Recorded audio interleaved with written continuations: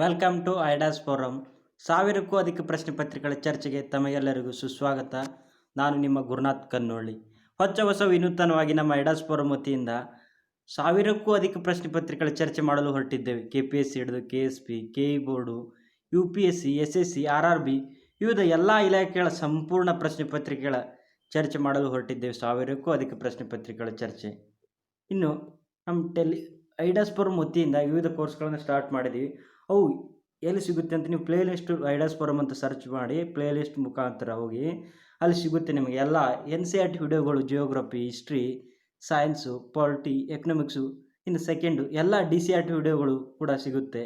ಇನ್ನು ಎಲ್ಲ ತಮಿಳುನಾಡು ರಾಜ್ಯದ ಪಠ್ಯ ಪುಸ್ತಕದ ವಿಡಿಯೋಗಳು, GK ಟ್ರಿಕ್ಸ್ಗಳು, ಇನ್ನು ಸಾವಿರಕ್ಕೂ ಅಧಿಕ ಪ್ರಶ್ನೆ ಪತ್ರಿಕೆಗಳ ಚರ್ಚೆ ಇದೆ ನೋಡಿ. ಇಲ್ಲಿ ಸೆಕೆಂಡ್ ಒನ್ ಬರುತ್ತೆ, ಇಲ್ಲಿ ಕ್ವಶನ್ ಪೇಪರ್ ಅಂತ ಬರುತ್ತೆ ನೋಡಿ. ಅಲ್ಲಿ ಕೂಡ ನೀವು ಸರ್ಚ್ ಮಾಡಬಹುದು.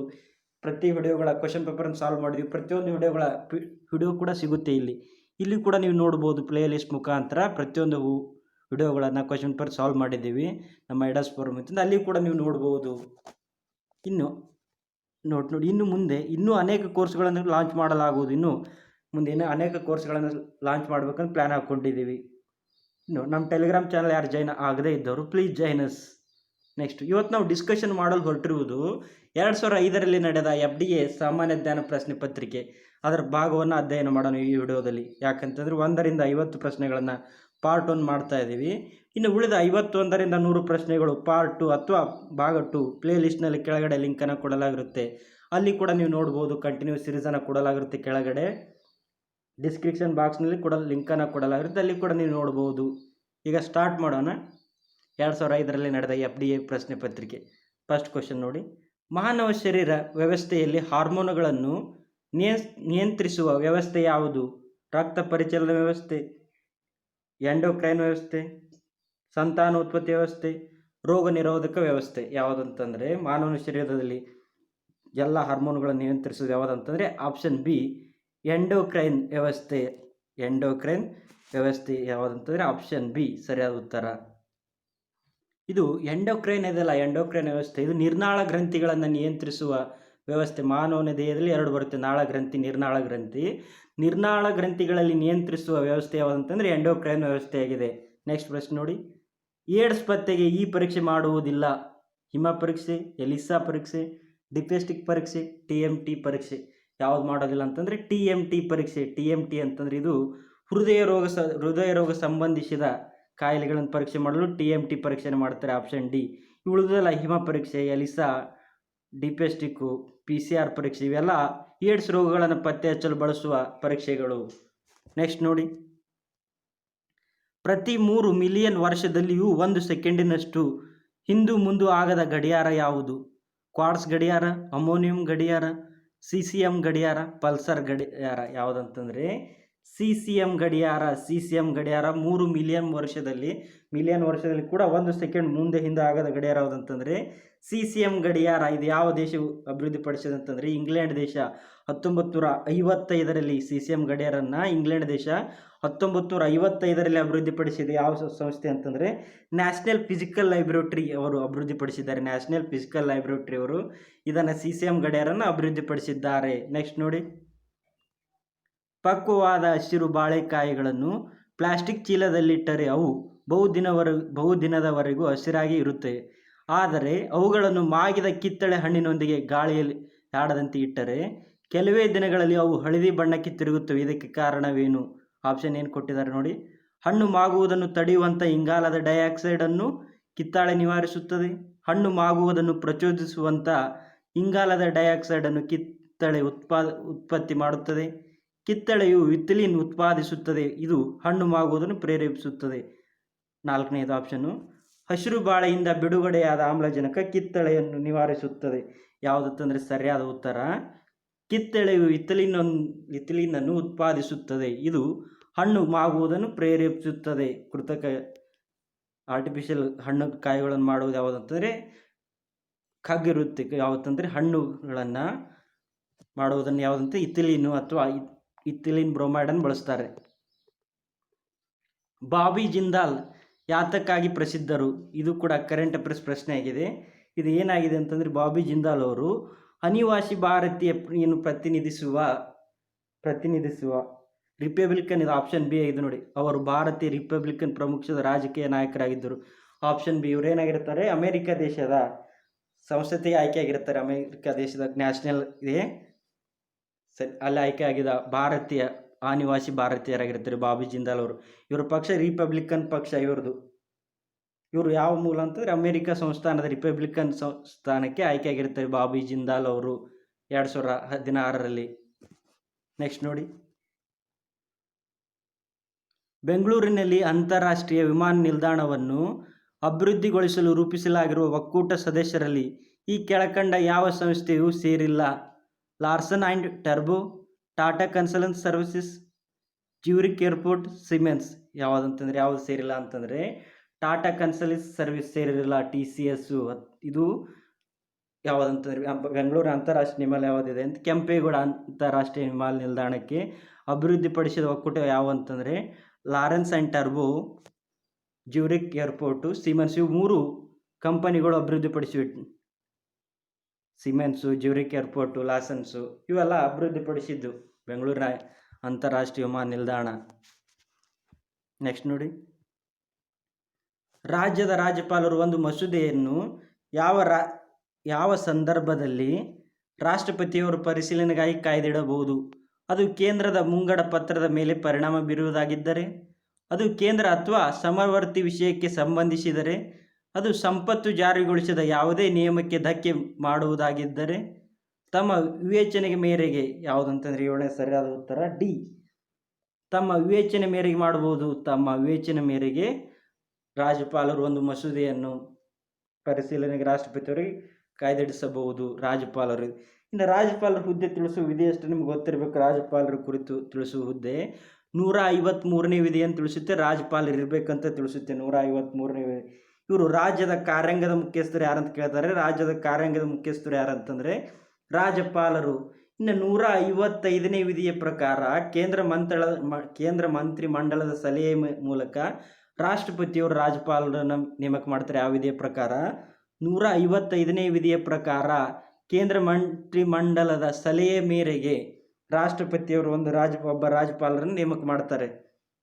ಇವರಿಗೆ ಪ್ರಮಾಣ ವಚನ ಯಾರು ಬೋಧಿಸ್ತಾರೆ ನಿಮ್ಗೆ ಗೊತ್ತಿರಬೇಕು. ರಾಜ್ಯಪಾಲರಿಗೆ ಹೈಕೋರ್ಟಿನ ಮುಖ್ಯ ನ್ಯಾಯಾಧೀಶರು ರಾಜ್ಯಪಾಲರಿಗೆ ಪ್ರಮಾಣ ವಚನ ಬೋಧಿಸುವವರು ಯಾರಂತಂದರೆ ಹೈಕೋರ್ಟಿನ ಮುಖ್ಯ ನ್ಯಾಯಾಧೀಶರು. ಅದೇ ರಾಷ್ಟ್ರಪತಿಯವರಿಗೆ ನಿಮ್ಗೆ ಗೊತ್ತಿರಬೇಕು ಪ್ರಮಾಣ ವಚನ ಸುಪ್ರೀಂ ಕೋರ್ಟಿನ ಮುಖ್ಯ ನ್ಯಾಯಾಧೀಶರು.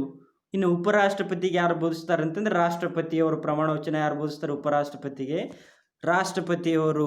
ನೆಕ್ಸ್ಟ್ ನೋಡಿ, ಈ ಕೆಳಕಂಡ ಯಾವ ರೀತಿಯ ವಿವಾದಗಳ ವಿಷಯದಲ್ಲಿ ಯಾವುದೇ ಇತರ ನ್ಯಾಯಾಲಯವನ್ನು ಹೊರತುಪಡಿಸಲು ಮೂಲಕ ಅಧಿಕಾರ ವ್ಯಾಪ್ತಿಯನ್ನು ಸರ್ವೋಚ್ಚ ನ್ಯಾಯಾಲಯವು ಹೊಂದಿರುತ್ತದೆ? ಭಾರತ ಸರ್ಕಾರ ಮತ್ತು ಇತರೆ ಯಾವುದೇ ಒಂದು ಅಥವಾ ಅನೇಕ ರಾಜ್ಯಗಳ ನಡುವಿನ ವಿವಾದಕ್ಕೆ ಸಂಬಂಧಿಸಿದಂತೆ ಒಂದು ಕಡೆ ಭಾರತ ಸರ್ಕಾರ ಮತ್ತು ಇತರೆ ಯಾವುದೇ ರಾಜ್ಯ ಅಥವಾ ರಾಜ್ಯಗಳು ಇನ್ನೊಂದು ಕಡೆ ಒಂದು ಅಥವಾ ಅನೇಕ ಇತರೆ ರಾಜ್ಯಗಳ ನಡುವಿನ ವಿವಾದಕ್ಕೆ ಸಂಬಂಧಿಸಿದಂತೆ, 2 ಅಥವಾ ಅದಕ್ಕಿಂತ ಹೆಚ್ಚು ರಾಜ್ಯಗಳ ನಡುವಿನ ವಿವಾದಕ್ಕೆ ಸಂಬಂಧಿಸಿದಂತೆ, ಮೂಲಭೂತ ಹಕ್ಕುಗಳಿಗೆ ಸಂಬಂಧಿಸಿದಂತೆ. ಇದರಲ್ಲಿ ಸರಿಯಾದ ವಿವರಣೆಗಳು ಯಾವುವು ಅಂತ ಕೇಳಿದರೆ ಸರಿಯಾದ ಉತ್ತರ ಯಾವುದಂತ ನಿಮ್ಗೆ ಗೊತ್ತಿರಬೇಕು. 8ನೇದಕ್ಕೆ ಎ ಮತ್ತು ಬಿ ಸರಿ. ಎ ಮತ್ತು ಕೇವಲ ಎ ಮತ್ತು ಬಿ ಸರಿ. 8ನೇ ಆನ್ಸರ್ ಯಾವುದಂತಂದರೆ ಎ ಮತ್ತು ಆಪ್ಷನ್ ಬಿ ಆಗುತ್ತೆ. ಎ ಮತ್ತು ಬಿ 3 ಸರಿವೆ. ರಾಜ್ಯ 2 ಅಥವಾ ಅದಕ್ಕಿಂತ ಹೆಚ್ಚು ರಾಜ್ಯಗಳ ನಡುವಿನ ವಿವಾದಕ್ಕೆ ಸಂಬಂಧಿಸಿದಂತೆ ಸರಿಯಾದ ಉತ್ತರ ಬಿ. 3 ಸರಿವೆ. ಹೇಳಿಕೆಗಳು 3 ಇನ್ನೊಂದು ಸರಿ ನೋಡೋಣ ಬನ್ನಿ. ಭಾರತ ಸರ್ಕಾರ ಮತ್ತು ಇತರೆ ಯಾವುದೇ ಒಂದು ಅಥವಾ ಅನೇಕ ರಾಜ್ಯಗಳ ನಡುವಿನ ವಿವಾದಕ್ಕೆ ಸಂಬಂಧಿಸಿದಂತೆ ಸುಪ್ರೀಂ ಕೋರ್ಟ್ ಭಾಗಿಯಾಗುತ್ತೆ. ಇನ್ನು ನೋಡಿ 2ನೇದು ಏನು ಹೇಳಿಕೆ ಕೊಟ್ಟಿದ್ದೀನಿ. ಒಂದು ಕಡೆ ಭಾರತ ಸರ್ಕಾರ ಮತ್ತು ಇತರೆ ಯಾವುದೇ ರಾಜ್ಯ ಅಥವಾ ರಾಜ್ಯಗಳು ಇನ್ನೊಂದು ಕಡೆ ಒಂದು ಅಥವಾ ಅನೇಕ ಇತರೆ ರಾಜ್ಯಗಳ ನಡುವಿನ ವಿವಾದಕ್ಕೆ ಸಂಬಂಧಿಸಿದಂತೆ. Option C. ಇದು ನೋಡಿ ಸಿ ಹೇಳಿಕೆಯನ್ನು ಕೊಡ್ತಾನೆ. 2 ಅಥವಾ ಅದಕ್ಕಿಂತ ಹೆಚ್ಚು ರಾಜ್ಯಗಳ ನಡುವಿನ ವಿವಾದಕ್ಕೆ ಸಂಬಂಧಿಸಿದಂತೆ.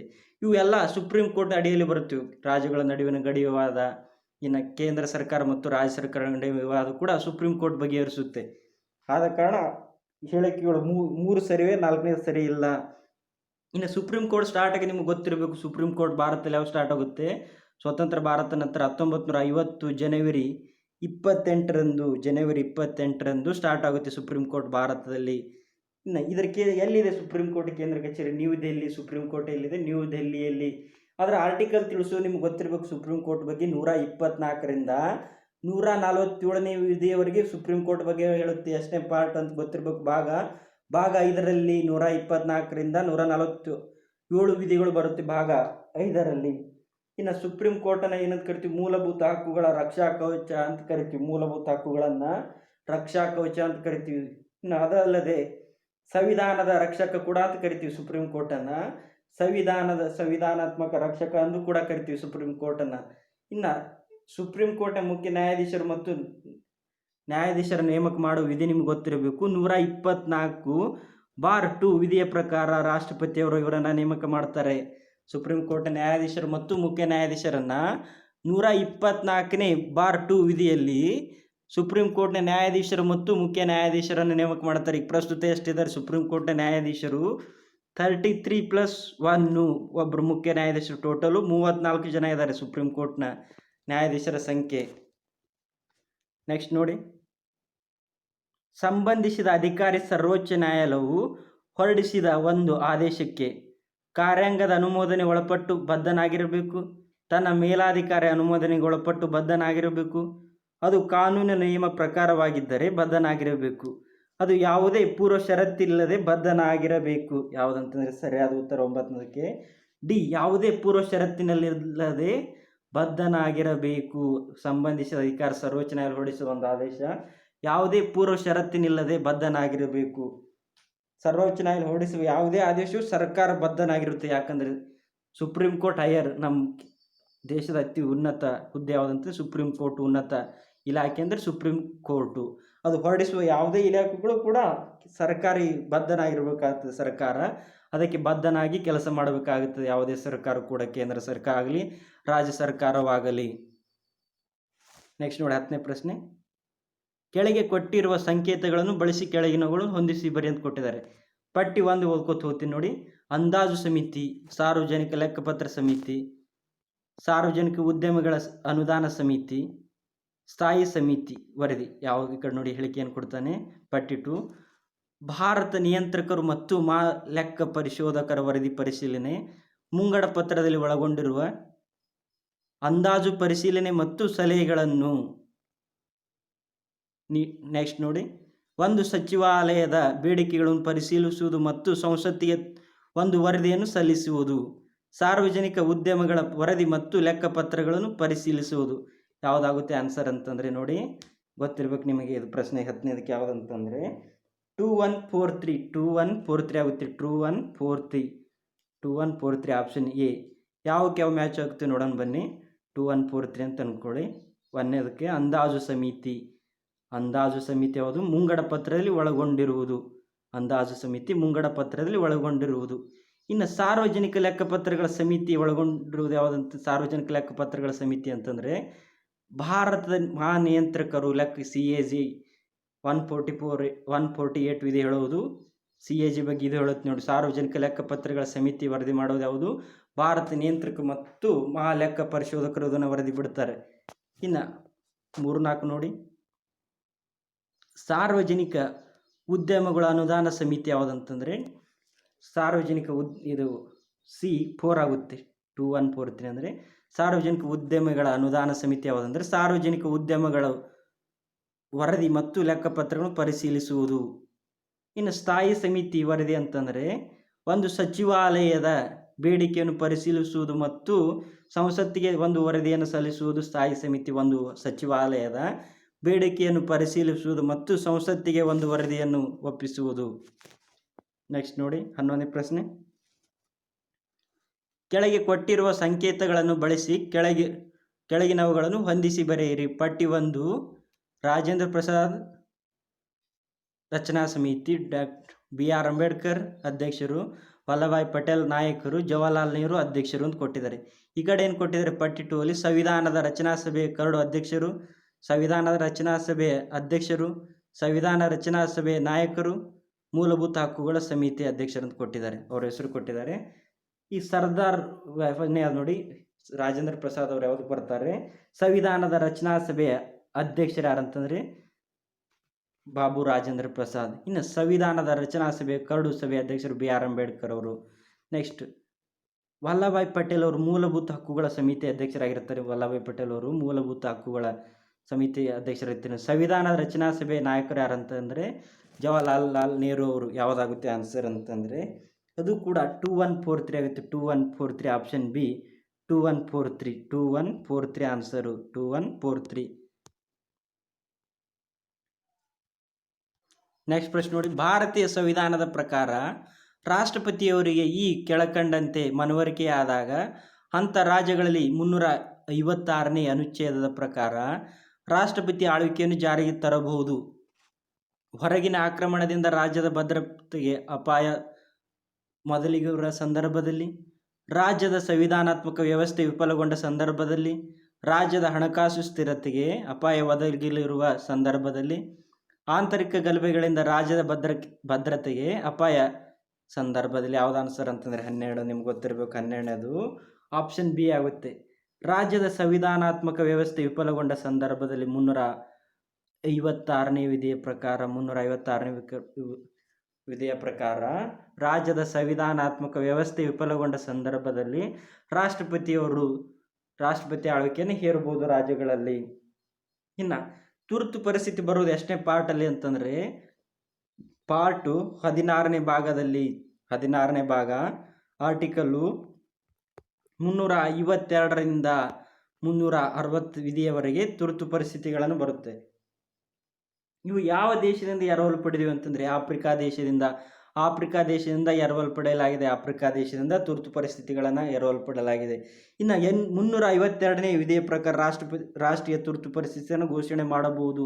ಇನ್ನು 360 ಆರ್ಥಿಕ ತುರ್ತು ಪರಿಸ್ಥಿತಿ 360ನೇ ವಿಧಿಯ ಪ್ರಕಾರ ಹಣಕಾಸು ತುರ್ತು ಪರಿಸ್ಥಿತಿ.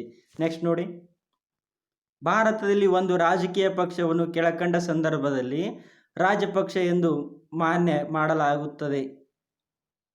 ರಾಜ್ಯ ಶಾಸನ ಸಭೆಗೆ ಸಾರ್ವತ್ರಿಕ ಚುನಾವಣೆ ನಡೆದ ಸಂದರ್ಭದಲ್ಲಿ ಚಲಾವಣೆಯಾದ ಊರ್ಜಿತ ಮತಗಳಲ್ಲಿ ಅದು 6% ಕಡಿಮೆ ಮತ ಗಳಿಸಿದಾಗ.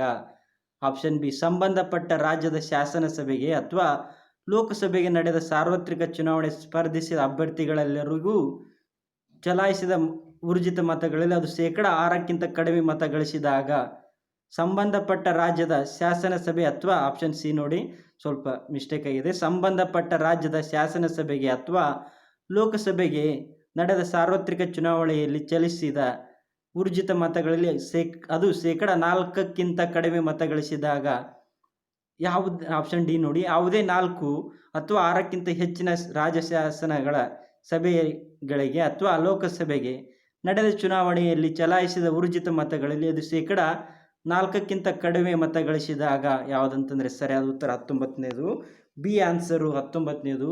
ಸಂಬಂಧಪಟ್ಟ ರಾಜ್ಯದ ಶಾಸನಗಳ ಸಭೆಗೆ ಅಥವಾ ಲೋಕಸಭೆಗೆ ನಡೆದ ಸಾರ್ವತ್ರಿಕ ಚುನಾವಣೆಯಲ್ಲಿ ಸ್ಪರ್ಧಿಸಿ ಅಭ್ಯರ್ಥಿಗಳೆಲ್ಲರಿಗೂ ಚಲಾಯಿಸಿದ ಊರ್ಜಿತ ಮತಗಳಲ್ಲಿ ಅದು 6ಕ್ಕಿಂತ ಕಡಿಮೆ ಮತ ಗಳಿಸಿದಾಗ ಅದು ರಾಜಪಕ್ಷ ಅಂತ ಘೋಷಣೆ ಮಾಡುತ್ತಾರೆ.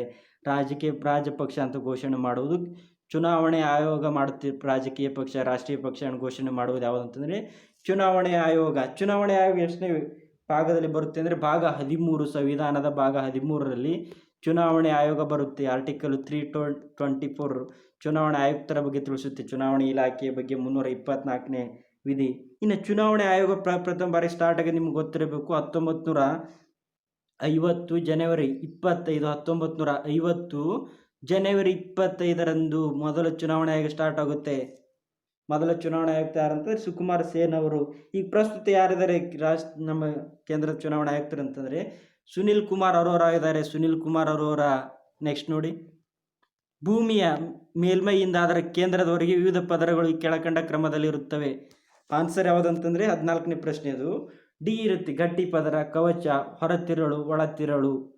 ಗಟ್ಟಿ ಪದರ, ಕವಚ, ಹೊರತಿರಳು, ಒಳತಿರಳು. ಇವು ಯಾವ ಥರ ಇದೆ ಅಂತಂದರೆ ಭೂಮಿ ಇದು ಹೊರ ಪದರ, ಒಳ ಮಧ್ಯಂತರ ಪದರ, ಕೇಂದ್ರ ಗೋಳ ಅಂತ ಇರುತ್ತೆ. ಭೂಮಿಯ ರಚನೆಯಲ್ಲಿ ಹೊರಪದರ, ಅದಕ್ಕೇನಂತ ಕ್ರಸ್ಟ್ ಅಂತ ಕರಿತೀವಿ. ಹೊರಪದರ, ಭೂಮಿಯ ಹೊರಪದರ ಅದು ಕ್ರಸ್ಟು. ಭೂಮಿಯ ಹೊರಪದರನ ಕ್ರಸ್ಟ್ ಅಂತ ಕರಿತೀವಿ. ಇನ್ನು ಅದರಲ್ಲಿ ಏನು ಕಂಡು ಬರುತ್ತೆ ಅತಿ ಹೆಚ್ಚಾಗಿ ಮೂಲ ಧಾತುಗಳು ಅಂತಂದರೆ ಆಕ್ಸಿಜನ್ನು. ಅತಿ ಹೆಚ್ಚಾಗಿ ಕಂಡು ಬರೋದು ಯಾವುದಂದ್ರೆ ಆಕ್ಸಿಜನ್ನು. ಕೇಳಿದ್ದೇನೆ ಎಕ್ಸಾಮಲ್ಲಿ ಎಷ್ಟಿದೆ 46.6. ಸೆಕೆಂಡ್ ಯಾವುದಂತಂದರೆ ಸಿಲಿಕಾನು. ಹೊರಪದರದಲ್ಲಿ ಸಿಲಿಕಾನು ಕೂಡ ಕಂಡು ಬರುತ್ತೆ, ಸೆಕೆಂಡ್ ಧಾತು. ಇನ್ನು ಸಿಯಾಲ್ ಮತ್ತು ಸೀಮಾ ಕಂಡು ಬರೋದು ಅಲ್ಲಿ ಅಂತಂದರೆ ಹೊರಪದರದಲ್ಲಿ ಅಥವಾ ಕ್ರಸ್ಟದಲ್ಲಿ ಕೂಡ ಕ್ರಸ್ಟ್ ಅಥವಾ ಹೊರ ಪದರದಲ್ಲಿ ಸಿಯಾಲ್ ಅಥವಾ ಸೀಮಾ ಅಂತಂದರೆ ಸಿಲಿಕಾನ್ ಮತ್ತು ಅಲ್ಯೂಮಿನಿಯಂ ಮತ್ತು ಸಿಲಿಕಾನ್ ಮತ್ತು ಮ್ಯಾಗ್ನೆಸಿಯಂ ಅಂತ ಅರ್ಥ. ಸಿಯಾಲ್ ಅಂತಂದರೆ ಸಿಲಿಕಾನು ಅಲ್ಯೂಮಿನಿಯಮ್, ಸೀಮಾ ಅಂತಂದರೆ ಸಿಲಿಕಾನ್ ಮತ್ತು ಮ್ಯಾಗ್ನೆಸಿಯಂ ಇವು ಹೊರ ಪದರದಲ್ಲಿ ಕಂಡು ಬರುತ್ತೆ. ನೆಕ್ಸ್ಟ್ ನೋಡಿ, ಮಧ್ಯಂತರ ಅಂತಂದರೆ ಇದು ಮಧ್ಯಂತರ ಅಥವಾ ಮ್ಯಾಂಟಲ್ ಅಂತ ಕರಿತೀವಿ. ಭೂಮಿಯ ನಡುವಿನ ಪದರ ಯಾವುದಂತಂದರೆ ಮಧ್ಯಂತರ ಅಥವಾ ಮ್ಯಾಂಟಲ್ ಇದು ಎಲ್ಲಿಂದ ಅಂತಂದರೆ 60 ಕಿಲೋಮೀಟರ್ದಿಂದ ಎಲ್ಲಿ ತನಕ ವ್ಯಾಪಿಸಿದೆ ಅಂತಂದರೆ 60 ಕಿಲೋಮೀಟರ್ದಿಂದ 2900 ಕಿಲೋಮೀಟರ್ವರೆಗೆ ವ್ಯಾಪಿಸಿದೆ ಮ್ಯಾಂಟಲ್ ಅಥವಾ ಮಧ್ಯಂತರ ವಲಯ. ಇಲ್ಲಿ ಅತಿ ಹೆಚ್ಚಾಗಿ ಜ್ವಾಲಾಮುಖಿಗಳು ಕಂಡುಬರುತ್ತೆ. ಜ್ವಾಲಾಮುಖಿಗಳು ಕಂಡುಬರುವ ವಲಯ ಯಾವುದಂತಂದರೆ ಮಧ್ಯಂತರ ವಲಯ. ನೆಕ್ಸ್ಟ್ ಥರ್ಡ್ ಯಾವುದಂತಂದರೆ ಕೇಂದ್ರಗೋಳ ಅಥವಾ ಕೋರು. ಕೇಂದ್ರಗೋಳ ಅಥವಾ ಕೋರು ಇದು ಎಲ್ಲಿಂದ ವ್ಯಾಪಿಸಿದೆ ಅಂತಂದರೆ 2900ರಿಂದ 6370 ಕಿಲೋಮೀಟರ್ವರೆಗೆ ಕೇಂದ್ರಗೋಳ ಕಂಡುಬರುತ್ತೆ. ಇಲ್ಲಿ ಏನು ಕಂಡುಬರೋದಂದರೆ ನಿಪೆ ಕೂಡ ಕಂಡುಬರುತ್ತೆ. ನಿಪೆ ಕೇಂದ್ರಗೋಳದಲ್ಲಿ ಕಂಡುಬರುತ್ತೆ. ನೆಕ್ಸ್ಟ್ ನೋಡಿ, ವಾಹನಗಳು ಹಾಗೂ ಕೈಗಾರಿಕೆಗಳು ಉಗುಳುವ ಹೊಗೆಯಿಂದ ಅತಿ ಹೆಚ್ಚಿನ ಮಾಲಿನ್ಯತೆ ಉಂಟಾಗುವ ಪ್ರದೇಶಗಳಲ್ಲಿ ಸಾಮಾನ್ಯವಾಗಿ ಈ ಕೆಳಕಂಡ ಅಂಶ ಕಂಡುಬರುತ್ತದೆ. ಕಾವಳ, ಸ್ಮಾಗ್, ಇಬ್ಬನಿ, ಮಂಜು. ಯಾವುದಂತಂದರೆ ಸ್ಮಾಗ್ ಕಂಡುಬರುತ್ತೆ. Option B. ನೆಕ್ಸ್ಟ್ ನೋಡಿ, ಭಾರತದ ಒಟ್ಟು ವಿಸ್ತೀರ್ಣದ ಸುಮಾರು 3 ಮಿಲಿಯನ್ ಚದರ ಕಿಲೋಮೀಟರ್, 33 ಲಕ್ಷ ಚದರ ಮೈಲಿಗಳು, 33 ಮಿಲಿಯನ್ ಚದರ ಕಿಲೋಮೀಟರ್, 30 ಲಕ್ಷ ಮೈಲಿಗಳು. ಯಾವುದಂತಂದರೆ 16ರ ಪ್ರಶ್ನೆಗೆ ಆನ್ಸರ್ ಅಂತಂದರೆ ಇದು 3 ಮಿಲಿಯನ್ ಚದರ ಕಿಲೋಮೀಟರು. 3 ಮಿಲಿಯನ್ ಚದರ ಕಿಲೋಮೀಟ್ರು ಎಷ್ಟಿದೆ ನಮ್ಮ ಭಾರತ ವಿಸ್ತೀರ್ಣ ಅಂತಂದರೆ 3287263 ಅಂತಂದರೆ 32,87,263 ಚದರ ಕಿಲೋಮೀಟರ್ ವಿಸ್ತೀರ್ಣದಲ್ಲಿ 7ನೇ ದೊಡ್ಡ ರಾಷ್ಟ್ರ ನಮ್ಮ ಭಾರತ. ಎಷ್ಟಿದೆ ಜಗತ್ತಿನ ವಿಸ್ತೀರ್ಣದಲ್ಲಿ? 2.4 ಇದೆ. 2.4 ಅಷ್ಟು ನಮ್ಮ ವಿಸ್ತೀರ್ಣ ಹೊಂದಿದೆ ಜಗತ್ತಿನಲ್ಲಿ ನಮ್ಮ ಭಾರತ.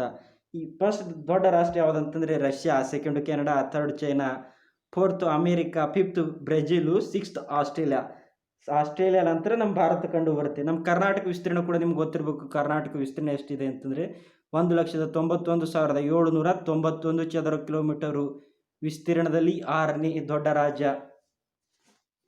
ವಿಸ್ತೀರ್ಣದಲ್ಲಿ ದೊಡ್ಡ ರಾಜ್ಯ ಯಾವುದಂತಂದರೆ ರಾಜಸ್ಥಾನ ಇದೆ. ವಿಸ್ತೀರ್ಣದಲ್ಲಿ ದೊಡ್ಡ ರಾಜ್ಯ ಅಂತಂದರೆ ರಾಜಸ್ಥಾನ.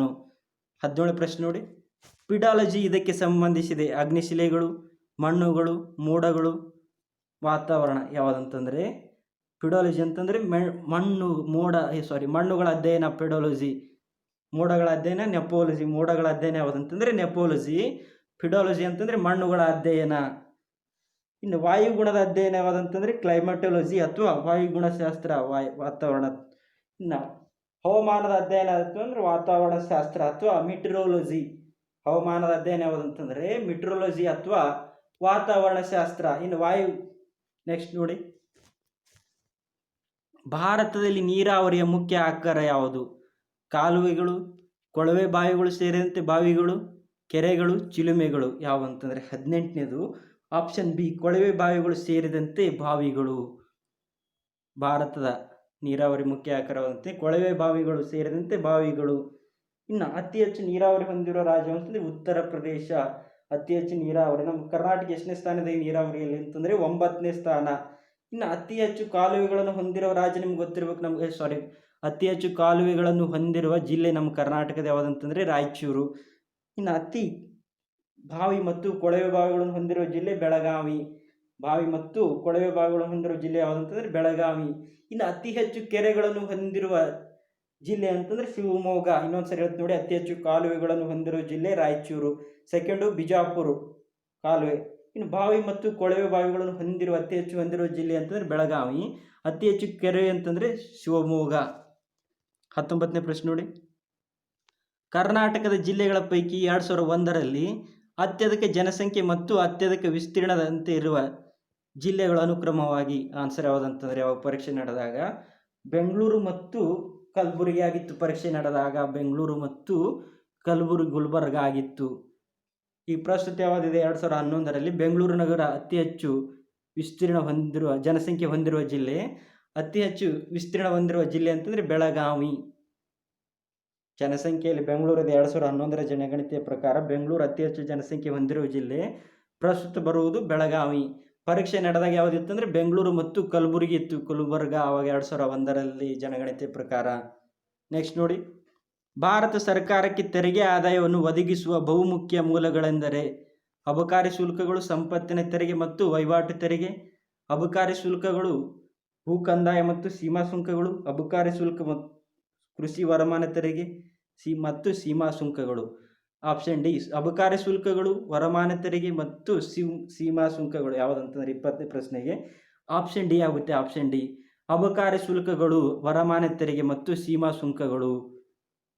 ಆಪ್ಷನ್ ಡಿ ಆಗುತ್ತೆ ಸರಿಯಾದ ಉತ್ತರ. ಇನ್ನು ದೇಶದಲ್ಲಿ ಉತ್ಪಾದನೆ ಆಗುವ ಸರಕುಗಳ ಮೇಲೆ ವಿಧಿಸುವ ತೆರಿಗೆ ನಿಮ್ಗೆ ಗೊತ್ತಿರಬೇಕು, ಅದುವೇ ಅಬಕಾರಿ ತೆರಿಗೆ. ಏನಂತಂದರೆ ದೇಶದಲ್ಲಿ ಒಂದು ಪ್ರಾಡಕ್ಟ್ ಉತ್ಪಾದನೆ ಆದ ಅದರ ಸರಕುಗಳ ಮೇಲೆ ವಿಧಿಸಲ್ಪಡುವ ತೆರಿಗೆ ಯಾವುದೇ ಅಬಕಾರಿ ತೆರಿಗೆ. 21ನೇ ಪ್ರಶ್ನೆ ನೋಡಿ, ಭಾರತದಲ್ಲಿ ವಾಣಿಜ್ಯ ಬ್ಯಾಂಕುಗಳ ಸಾಲ ನೀಡುವ ಆದ್ಯತೆ ವಲಯಗಳು ಕೆಳಗಿನಂತಿವೆ. ಯಾವುದಂತಂದ್ರೆ 21ನೇ ಪ್ರಶ್ನೆಗೆ ಆನ್ಸರ್ ಸರಿಯಾಗುತ್ತೆ. ಕೃಷಿ, ಸಣ್ಣ ಪ್ರಮಾಣದ ಕೈಗಾರಿಕೆಗಳು ಮತ್ತು ಚಿಕ್ಕ ವ್ಯವಹಾರಗಳು. 20ನೇ ಆಪ್ಷನ್ ಡಿ ಕೃಷಿ, ಸಣ್ಣ ಪ್ರಮಾಣದ ಕೈಗಾರಿಕೆಗಳು ಹಾಗೂ ಚಿಕ್ಕ ವ್ಯವಹಾರಗಳು. ಆಪ್ಷನ್ ಡಿ ಸರಿಯಾದ ಉತ್ತರ. ನೆಕ್ಸ್ಟ್ ನೋಡಿ 22ನೇದು, ಅನುಕ್ರಮವಾಗಿ ಭಾರತದಲ್ಲಿ ಹೆಚ್ಚಿನ ಪ್ರಮಾಣದ ರಾಷ್ಟ್ರೀಯ ಆದಾಯ ಮತ್ತು ಕರ್ನಾಟಕದಲ್ಲಿ ರಾಜ್ಯದ ವರಮಾನ ಈ ಮೂಲಗಳಿಂದ ಬರುತ್ತವೆ. ಯಾವುದಂತಂದರೆ ತೃತೀಯ ವಲಯ ಹಾಗೂ ತೃತೀಯ ವಲಯದಿಂದ. ತೃತೀಯ ವಲಯ ಹಾಗೂ ತೃತೀಯ ವಲಯದಿಂದ ನಮ್ಮ ಭಾರತದಲ್ಲಿ ಕೂಡ ಅದರ ವಲಯ ಟರ್ಸರಿ ವಲಯದಿಂದ ಜಾಸ್ತಿ ಬರುತ್ತೆ. ನಮ್ಮ ಕರ್ನಾಟಕದಲ್ಲಿ ಕೂಡ ತೃತೀಯ ವಲಯದಿಂದ ಟರ್ಸರಿಯಿಂದ ಅತಿ ಹೆಚ್ಚು ಲಾಭ ಬರುತ್ತೆ. ಭಾರತ ಆದಾಯ ಎಷ್ಟು ಬರುತ್ತೆ? ಪ್ರಥಮ ಆದಾಯ ಅಥವಾ ಪ್ರಾಥಮಿಕ ಆದಾಯದಿಂದ ಕೇವಲ ಪ್ರಾಥಮಿಕ ಆದಾಯದಿಂದ ಬರುವುದು 16% ಪ್ರಾಥಮಿಕದಿಂದ ಬರುತ್ತೆ. ಕೃಷಿಯಿಂದ ಬರುವುದು ಕೇವಲ 16%. ಇನ್ನು ದ್ವಿತೀಯ ವಲಯದಿಂದ ಎಷ್ಟು ಬರುತ್ತೆ? ದ್ವಿತೀಯ ಅಥವಾ ಸೆಕೆಂಡರಿ ಟರ್ಸ್ ಇದು ಅಂತಂದರೆ 23% ದ್ವಿತೀಯ ವಲಯದಿಂದ. ಇನ್ನು ತೃತೀಯ ವಲಯದಿಂದ ಬರುವುದು ಎಷ್ಟು ಅಂತಂದರೆ ತೃತೀಯ ವಲಯದಿಂದ 61% ಬರುತ್ತೆ. ನಮ್ಮ ಭಾರತಕ್ಕೆ ಎಷ್ಟು ಇನ್ಕಮು? ತೃತೀಯ ವಲಯದಿಂದ ಲಾಭ ಬರುವುದು 61%. ಇನ್ನು ನಮ್ಮ ರಾಜ್ಯದಲ್ಲಿ ಕೂಡ ಇದೆ. ತೃತೀಯ ವಲಯದಿಂದ ಅತಿ ಹೆಚ್ಚು ಲಾಭ ಬರುತ್ತೆ ನಮ್ಮ ಕರ್ನಾಟಕಕ್ಕೆ. 23ನೇ ಪ್ರಶ್ನೆ ನೋಡಿ, ಹರಿತ ಕ್ರಾಂತಿ, ಹಸಿರು ಕ್ರಾಂತಿ, ಶ್ವೇತ ಕ್ರಾಂತಿ ಹಾಗೂ ನೀಲಿ ಕ್ರಾಂತಿ ಅನುಕ್ರಮ ಕೆಳಕಂಡವುಗಳು ಉತ್ಪಾದನೆಯನ್ನು ಅಧಿಕಗೊಳಿಸುವುದಕ್ಕೆ ಸಂಬಂಧಿಸಿದೆ. ಯಾವುದಂತಂದರೆ ಸರಿಯಾದ ಉತ್ತರ ಹಸಿರು ಕ್ರಾಂತಿ ಅಂತಂದರೆ ನಿಮಗೆ ಗೊತ್ತಿರಬೇಕು. 23ರ ಆನ್ಸರ್ ಯಾವುದಂತಂದರೆ ಈ ಆಹಾರ ಧಾನ್ಯಗಳು ಹಸಿರು ಕ್ರಾಂತಿಗೆ ಸಂಬಂಧಪಟ್ಟಿದರೆ ಹಾಲುಗೆ ಅಂತಂದರೆ ವೈಟ್ ರೆವಲ್ಯೂಷನ್ ಅಥವಾ ಶ್ವೇತ ಕ್ರಾಂತಿ. ಹಾಲುಗೆ ಶ್ವೇತ ಕ್ರಾಂತಿ ಸಂಬಂಧಪಟ್ಟರೆ ನೀಲಿ ಕ್ರಾಂತಿ ಅಂದರೆ ಮೀನುಗಳ ಉತ್ಪಾದನೆ. ಅದಲ್ಲದೆ ನೀವು ದುಂಡು ಕ್ರಾಂತಿ ಯಾವ್ದು ಆನ್ಸರ್ ಆಗುತ್ತೆ? ಆಹಾರ ಧಾನ್ಯಗಳು, ಹಾಲು ಮತ್ತು ಮೀನು. ಆಹಾರ ಧಾನ್ಯ ಅಂತಂದರೆ ಹಸಿರು ಕ್ರಾಂತಿ, ಹಾಲು ಅಂತಂದರೆ ಶ್ವೇತ ಕ್ರಾಂತಿ ಅಥವಾ ವೈಟ್ ರೆವಲ್ಯೂಷನು. ನೀಲಿ ಕ್ರಾಂತಿ ಅಂತಂದರೆ ಬ್ಲೂ ರೆವಲ್ಯೂಷನ್, ಅದು ಮೀನುಗಳ ಉತ್ಪಾದನೆ. ನಿಮ್ಗೆ ಗೊತ್ತಿರಬೇಕು ಯಾವ ಅಂತಂದರೆ ದುಂಡು ಕ್ರಾಂತಿ ಅಂತಂದರೆ ಆಲೂಗಡ್ಡೆಗಳ ಉತ್ಪಾದನೆ, ಪಿಂಕ್ ಕ್ರಾಂತಿ ಅಂತಂದರೆ ಈರುಳ್ಳಿ, ಕಪ್ಪು ಕ್ರಾಂತಿ ಅಂತಂದರೆ ಕಲ್ಲಿದ್ದಲು ಅಥವಾ ಪೆಟ್ರೋಲಿಯಂಗಳ ಉತ್ಪಾದನೆ. ನೆಕ್ಸ್ಟ್ ನೋಡಿ, ಭಾರತದಲ್ಲಿ ಕೈಗಾರಿಕಾ ಉತ್ಪಾದನೆಯ ಒಟ್ಟು ಮೌಲ್ಯಕ್ಕೆ ಹೆಚ್ಚಿನ ಕೊಡುಗೆ ನೀಡುವ ಪ್ರದೇಶ ಯಾವುದಂತಂದರೆ ಮಹಾರಾಷ್ಟ್ರ. ಸರಿಯಾದ ಉತ್ತರ ಮಹಾರಾಷ್ಟ್ರ. ಅತಿ ಹೆಚ್ಚು ಕೈಗಾರಿಕೆಗಳನ್ನು ಉತ್ಪಾದನೆ ಒಟ್ಟು ಮೌಲ್ಯ ಕೊಡುವ ಯಾವುದಂತಂದರೆ ಮಹಾರಾಷ್ಟ್ರ. ಅತಿ ಹೆಚ್ಚು ಕೈಗಾರಿಕೆಗಳನ್ನು ಹೊಂದಿರುವ ರಾಜ್ಯ ಕೂಡ ಮಹಾರಾಷ್ಟ್ರ ಆಗಿರುವುದರಿಂದ ಅತಿ ಹೆಚ್ಚು ಲಾಭಗಳನ್ನು ಕೊಡುತ್ತೆ ಅಲ್ಲಿ. ನೆಕ್ಸ್ಟ್ ನೋಡಿ, ಇದರಲ್ಲಿ ಯಾವುದು ಸರಿಯಾದ ಹೊಂದಾಣಿಕೆ ಗುರುತಿಸಿ ಕೇಳಿದರೆ ರಾಜಸ್ಥಾನ ವರಾವನ್, ಜಾರ್ಖಂಡ್ ಮುಂಡಾಗಳು, ಹರಿಯಾಣದ ಬಿಲ್ಲರು, ಉತ್ತರ ಪ್ರದೇಶದ ಸಂತಾಲರು. ಯಾವುದಂತಂದರೆ ಜಾರ್ಖಂಡದ ಮುಂಡರು. ಬಿರ್ಸಾ ಮುಂಡಾ ಕೇಳಿದ್ರಲ್ಲ, ಅದು ಮುಂಡರ ನಾಯಕ ಯಾರಂತಂದರೆ ಬುಡಕಟ್ಟು ಜನಾಂಗದ ಬಿರ್ಸಾ ಮುಂಡಾ ಅವರು ಜಾರ್ಖಂಡದವ್ರು ಕಂಡು ಬರ್ತಾರೆ. ಇದು ಮುಂಡಾ ಸರಿಯಾದ ಉತ್ತರ. ಇನ್ನು ಹರಿಯಾಣದ ಜಾಟರು ಕಂಡು ಬರ್ತಾರೆ. ಬುಡಕಟ್ಟು ಜನಾಂಗ ಯಾವುದು? ಜಾಟರು. ನೆಕ್ಸ್ಟ್ ನೋಡಿ, ಭಾರತದ ರಾಜ್ಯಗಳ ಪೈಕಿ ಈ ಕೆಳಕಂಡ ರಾಜ್ಯಗಳು ಅತಿ ಹೆಚ್ಚು ಪ್ರಮಾಣದಲ್ಲಿ ಅನುಕ್ರಮವಾಗಿ ಹತ್ತಿ ಮತ್ತು ಕಬ್ಬು ಬೆಳೆಯುತ್ತವೆ. ಆಂಧ್ರ ಪ್ರದೇಶ ಮತ್ತು ಪಂಜಾಬ್, ಕರ್ನಾಟಕ ಮತ್ತು ಮಹಾರಾಷ್ಟ್ರ ಮತ್ತು ಉತ್ತರ ಪ್ರದೇಶ, ಪಶ್ಚಿಮ ಬಂಗಾಳ ಮತ್ತು ಉತ್ತರ ಪ್ರದೇಶ. ಯಾವುದಂತಂದರೆ ಹತ್ತಿ ಹೆಚ್ಚು ಬೆಳೆಯುವುದು ರಾಜ್ಯ ಮಹಾರಾಷ್ಟ್ರ, ಆದರೆ ಕಬ್ಬು ಬೆಳೆಯುವ ರಾಜ್ಯ ಉತ್ತರ ಪ್ರದೇಶ. ಆದ ಕಾರಣ ಆಪ್ಷನ್ ಸಿ ಸರಿಯಾದ ಉತ್ತರ, ಮಹಾರಾಷ್ಟ್ರ ಮತ್ತು ಉತ್ತರ ಪ್ರದೇಶ. ನೆಕ್ಸ್ಟ್ ನೋಡಿ, ಭಾರತದ 2001ರ ಜನಗಣತಿಯ ಪ್ರಕಾರ ಅತ್ಯಧಿಕ ಜನಸಂಖ್ಯೆ ಸಾಂದ್ರತೆ ಮತ್ತು ಲಿಂಗಾನುಪಾತಗಳು ಅನುಕ್ರಮವಾಗಿ ಈ ರಾಜ್ಯಗಳಲ್ಲಿ ಕಂಡುಬರುತ್ತದೆ. ಯಾವುದಂತಂದರೆ ಸರಿಯಾದ ಆನ್ಸರು ದೆಹಲಿ ಮತ್ತು ಕೇರಳ. ಕೊಟ್ಟಿರೋ ಆಪ್ಷನ್ ಪ್ರಕಾರ ದೆಹಲಿ ಮತ್ತು ಕೇರಳ ಆಗುತ್ತೆ. ಆದರೆ ರಾಜ್ಯಗಳು ನೋಡಿದ್ರೆ ಅತಿ ಹೆಚ್ಚು ಜನಸಾಂದ್ರತೆ ಹೊಂದಿರುವ ರಾಜ್ಯ ಅಂತಂದರೆ ಬಿಹಾರ. ಇನ್ನು ಅತಿ ಹೆಚ್ಚು ಲಿಂಗಾನುಪಾತ ಅಂದರೆ ಕೇರಳ. ಇಲ್ಲಿ ಕೊಟ್ಟಿರುವ ಆಪ್ಷನ್ ಡೆಲ್ಲಿ ಮತ್ತು ಕೇರಳ ಇರುವುದರಿಂದ ಡೆಲ್ಲಿ ಮತ್ತು ಕೇರಳ. ಈ 2011ರ ಜನಗಣತಿಯ ಪ್ರಕಾರ ಅತಿ ಜನಸಾಂದ್ರತೆ ಹೊಂದಿರುವ ರಾಜ್ಯ ಅಂತಂದರೆ ಬಿಹಾರು. ಜನಸಾಂದ್ರತೆ ಅತಿ ಹೆಚ್ಚು ಬಿಹಾರು. ಅತಿ ಹೆಚ್ಚು ಲಿಂಗಾನುಪಾತ ಕೇರಳ ಇದೆ, ಕೇರಳ. ಅತಿ ಕಡಿಮೆ ಜನಸಾಂದ್ರತೆ ಅಂತಂದರೆ ಅರುಣಾಚಲ ಪ್ರದೇಶ. ಇನ್ನು ಅತಿ ಕಡಿಮೆ ಲಿಂಗಾನುಪಾತ ಅಂತಂದರೆ ಗೊತ್ತಿರಬೇಕು ನಿಮಗೆ ಹರಿಯಾಣದಲ್ಲಿ ಬೇಟಿ ಪಡಾವೋ ಬೇಟಿ ಬಚಾವೋ ಆಂದೋಲನವನ್ನು ಮೋದಿಯವರು ಉದ್ಘಾಟನೆ ಮಾಡಿದರು. ಕಾರಣ ಇದೇ ರೀಸನ್. ಅಲ್ಲಿ ಅತಿ ಕಡಿಮೆ ಲಿಂಗಾನುಪಾತ ಹೊಂದಿರುವುದರಿಂದ ಬೇಟಿ ಪಡಾವೋ ಬೇಟಿ ಬಚಾವೋ ಆಂದೋಲನ ಸ್ಟಾರ್ಟ್ ಮಾಡಿದ್ರು ಮೋದಿಯವರು. ನೆಕ್ಸ್ಟ್ ನೋಡಿ, ಬಿಟಿ ಹತ್ತಿ ಎಂಬ ಶಬ್ದದಲ್ಲಿ ಬಿಟಿ ಎಂಬುದು ಏನನ್ನು ಸೂಚಿಸುತ್ತದೆ? ಯಾವುದಂತಂದರೆ ಬಿಟಿ ಅಂತಂದರೆ ಬ್ಯಾಸಿಲಸ್ ಥೊರೊನೋಜಿಸ್ ಅಂತ ಅರ್ಥ. ಆಪ್ಷನ್ ಡಿ ಬ್ಯಾಸಿಲಸ್ ಥೊರೊನೋಜಿಸ್ ಅಂತ ಅರ್ಥ. ನೆಕ್ಸ್ಟ್ ನೋಡಿ, ಭಾರ ಜಲ ಎಂದರೆ ಕಬ್ಬಿಣಾಂಶ ಇರುವ ನೀರು, ಮಂಜುಗಡ್ಡೆಯಾಗಿ ಶೈತ್ಯೀಕರಣವಾದ ನೀರು, ಡ್ಯೂಟೇರಿಯಂ ಆಕ್ಸೈಡ್ ಸಮುದ್ರದ ನೀರು. ಯಾವುದಂತಂದರೆ ಭಾರ ಜಲ ಅಂತಂದರೆ ಹೆವಿ ವಾಟರ್ ಅಂತಂದರೆ ಡ್ಯೂಟೇರಿಯಂ ಆಕ್ಸೈಡ್ D2O. ಡ್ಯೂಟೋರಿಯಂ ಆಕ್ಸೈಡ್ ಅಂತಂದ್ರೆ D2O ಅಂತ ಕರಿತೀವಿ, ಡ್ಯೂಟೋರಿಯಂ ಆಕ್ಸೈಡು. ನೆಕ್ಸ್ಟ್ ನೋಡಿ, ಬಯಲು ಜಮೀನಿನಲ್ಲಿ ನೀರು ಗಿಡದ ಎಲೆಗಳನ್ನು ಈ ವಿಧಾನದಿಂದ ತಲುಪುತ್ತವೆ. ಯಾವುದು ವಿಧಾನ ಅಂತಂದರೆ ಲೋಮನಾಳ ಅಥವಾ ಕೇಶನಾಳಕರ್ಷಣ, ಕ್ಯಾಪಿಲರಿ ಆ್ಯಕ್ಷನು. ಗಿಡಗಳ ಎಲೆಗಳಿಗೆ ನೀರು ತಲುಪುವ ವಿಧಾನ ಯಾವುದಂತಂದರೆ ಲೋಮನಾಳ ಕ್ರಿಯೆ ಅಥವಾ ಕ್ಯಾಪಿಲರಿ ಆ್ಯಕ್ಷನ್. ಇನ್ನು ಕನ್ನಡದಲ್ಲಿ ಅದಕ್ಕೆ ಏನಂತ ಕರೀತಾರೆ? ಇನ್ನೂ ಕೂಡ ಕೇಶನಾಳಕರ್ಷಣ ಅಂತ ಕೂಡ ಕರೀತಾರೆ ಕನ್ನಡದಲ್ಲಿ.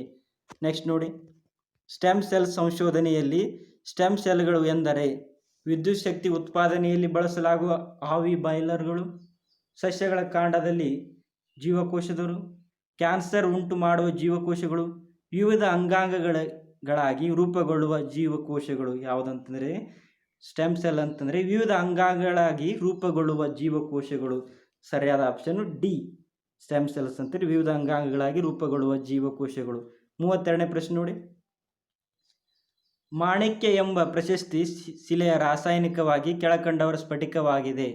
ಸರಿಯಾದ ಉತ್ತರ ಯಾವುದಂತಂದರೆ ಮಾಣಿಕ್ಯ ಎಂಬುದು ಕ್ರೋಮಿಯಂ ಮಂದ್ರದ ಸೇರಿದ ಅಲ್ಯೂಮಿನಿಯಂ ಆಕ್ಸೈಡು. ಮಾಣಿಕ್ಯ ಎಂಬುದು ಕ್ರೋಮಿಯಂ ಮಂದ್ರದ ಸೇರಿದ ಅಲ್ಯೂಮಿನಿಯಂ ಆಕ್ಸೈಡು. ನೆಕ್ಸ್ಟ್ ನೋಡಿ, ಈ ಕೆಳಗಿನ ಪಟ್ಟಿ 1 ಮತ್ತು ಪಟ್ಟಿ 2 ಹೊಂದಿಸಿ ಕೆಳಗೆ ಕೊಟ್ಟಿರುವ ಸಂಕೇತಗಳಿಗೆ ಸರಿಯಾದ ಆಯ್ಕೆ ಮಾಡಿ. ಭಾರತೀಯ ಪೆಟ್ರೋಲಿಯಂ ಸಂಸ್ಥೆ, ಭಾರತೀಯ ಅಸ್ಟ್ರೋಫಿಸಿಕ್ಸ್ ಸಂಸ್ಥೆ, ಅಸ್ಟ್ರೋಫಿಸಿಕ್ಸ್ ಅದು ಫಿನಿಕ್ಸ್ ಆಗಿದೆ, ಫಿಸಿಕ್ಸ್ ಮಾಡಿಕೊಡಿ ಅಸ್ಟ್ರೋಫಿಸಿಕ್ಸು. ದಕ್ಷಿಣ ಭಾರತೀಯ ಭಾಷೆಗಳ ಕೇಂದ್ರ ಸಂಸ್ಥೆ, ಭಾರತೀಯ ಕೃಷಿ ಸಂಶೋಧನಾ ಸಂಸ್ಥೆ. ಈ ಕಡೆ ಏನು ಕೊಟ್ಟಿದ್ದಾನೆ? ಬೆಂಗಳೂರು, ನವದೆಹಲಿ, ಚೆನ್ನೈ, ಮೈಸೂರು, ಡೆಹ್ರಾಡೂನು, ಕೋಲ್ಕತ್ತಾ ಕೊಟ್ಟಿದ್ದಾರೆ. ಭಾರತೀಯ ಪೆಟ್ರೋಲಿಯಂ ಸಂಸ್ಥೆ ಎಲ್ಲಿ ಬರುತ್ತೆ ಅಂತಂದರೆ ಡೆಹ್ರಾಡೂನು. ಭಾರತೀಯ ಪೆಟ್ರೋಲಿಯಂ ಸಂಸ್ಥೆ ಡೆಹ್ರಾಡೂನು. ಭಾರತೀಯ ಅಸ್ಟ್ರೋಫಿಸಿಕ್ಸ್ ಸಂಸ್ಥೆ ಅಂತಂದರೆ ಬೆಂಗಳೂರು ಅಸ್ಟ್ರೋಫಿಸಿಕ್ಸ್ ಎಲ್ಲಿದೆ? ಬೆಂಗಳೂರಿನಲ್ಲಿ. ಇನ್ನು ದಕ್ಷಿಣ ಭಾರತೀಯ ಭಾಷೆಗಳ ಕೇಂದ್ರ ಸಂಸ್ಥೆ ಎಲ್ಲಿದೆ ಅಂತಂದರೆ ನಮ್ಮ ಮೈಸೂರಿನಲ್ಲಿ. ಇನ್ನು ಭಾರತೀಯ ಕೃಷಿ ಸಂಶೋಧನಾ ಸಂಸ್ಥೆ ಎಲ್ಲಿದೆ ಅಂತಂದರೆ ನವದೆಹಲಿ. ಯಾವ್ದು ಆನ್ಸರ್ ಆಗುತ್ತೆ ಅಂತಂದರೆ 5142. ಆಪ್ಷನ್ ಡಿ ಇದೆ ನೋಡಿ, ಆಪ್ಷನ್ ಡಿ ಕೊಟ್ಟಿದೆ ನೋಡಿ, 5142. ನೆಕ್ಸ್ಟ್ ನೋಡಿ, ಇತ್ತೀಚೆಗೆ ನಡೆಸಲಾದ ಮಿಷನ್ ಡೀಪ್ ಇಂಪ್ಯಾಕ್ಟ್ ಯಾವುದಕ್ಕೆ ಸಂಬಂಧಿಸಿದೆ? ಲಂಡನ್ನಿನ ಭೂಗತ ರೈಲ್ವೆಯಲ್ಲಿನ ನಡೆದ ಸ್ಫೋಟ, ನ್ಯೂಯಾರ್ಕ್ನ ವಿಶ್ವ ಮಾರಾಟ ಕೇಂದ್ರದ ಮೇಲೆ ನಡೆದ ಆಕ್ರಮಣ, ಕಾರ್ಗಿಲ್ ಯುದ್ಧ, ಟೆಂಪಲ್ 1 ಧೂಮಕೇತುವಿನೊಂದಿಗೆ ಡಿಕ್ಕಿ. ಯಾವುದಂತಂದರೆ ಟೆಂಪಲ್ 1 ಧೂಮಕೇತುವಿನೊಂದಿಗೆ ಡಿಕ್ಕಿ. ಇದು ಆಪ್ಷನ್ ಡಿ ಸರಿಯಾದ ಉತ್ತರ. ಮಿಷನ್ ಡೀಪ್ ಇಂಪ್ಯಾಕ್ಟ್ ಇದು ನಾಸಾ ದೇಶದವರು ಕಳಿಸಿದ ನೌಕೆ ಯಾವುದು? ಡೀಪ್ ಇಂಪ್ಯಾಕ್ಟ್ ನೌಕೆ. ನಾಸಾದವರು, ಅಮೆರಿಕದ ನಾಸಾದವರು ಕಳಿಸಿದಂಥ ನೌಕೆ ಹೆಸರು ಡೀಪ್ ಇಂಪ್ಯಾಕ್ಟು. ನೆಕ್ಸ್ಟ್ ನೋಡಿ, ಮೊಬೈಲ್ ಸಂವಹನದಲ್ಲಿ ಬಳಸುವ ವಿದ್ಯುತ್ ಕಾಂತಿ ಅಲೆಗಳು ಇನ್ಫ್ರಾರೆಡ್ ತರಂಗಗಳಾಗಿವೆ, ಕ್ಷಕಿರಣಗಳಾಗಿವೆ, ಅತಿ ನೆರಳಿ ತರಂಗಗಳಾಗಿವೆ, ಮೈಕ್ರೋವೇವ್ಗಳಾಗಿವೆ. ಯಾವುದಂತಂದರೆ ಮೈಕ್ರೋವೇವ್ಗಳು. ಸರಿಯಾದ ಉತ್ತರ ಯಾವುದಂತಂದರೆ ಮೈಕ್ರೋವೇವ್ಸು. ಮೊಬೈಲ್ ಕಮ್ಯುನಿಕೇಷನ್ಗಳಲ್ಲಿ ಬಳಸುವ ವೇವ್ಸ್ ಯಾವುದಂತಂದರೆ ಮೈಕ್ರೋವೇವ್ಸು ಗೊತ್ತಿರಬೇಕು. ನೆಕ್ಸ್ಟ್ ನೋಡಿ, ಕೆಳಗಿನ ವಿವರಣೆಗಳನ್ನು ನಿರೀಕ್ಷಿಸಿ. ಭೂಮಿಯು ತನ್ನ ಅಕ್ಷದ ಮೇಲೆ ಪಶ್ಚಿಮದಿಂದ ಪೂರ್ವಕ್ಕೆ ಪರಿಭ್ರಮಿಸುತ್ತದೆ. ಸಮುದ್ರದ ನೀರಿನಲ್ಲಿ ಕರಗುವ ಉಪ್ಪು ನೀಲಿ ಕ್ರಾಂತಿಯನ್ನು ಹೊರಸೂಸುವುದರಿಂದ ಸಮುದ್ರವು ನೀಲಿಯಾಗಿ ಕಾಣುತ್ತದೆ. ಅಧಿಕ ಉಷ್ಣಾಂಶದ ಸೂಪರ್ ಕಂಡಕ್ಟರ್ಗಳನ್ನು ಸೆರಾಮಿಕ್ ಪದಾರ್ಥದಿಂದ ತಯಾರಿಸಲಾಗುತ್ತದೆ. ಇದರಲ್ಲಿ ಸರಿಯಾದ ವಿವರಣೆಗಳು ಯಾವುವು?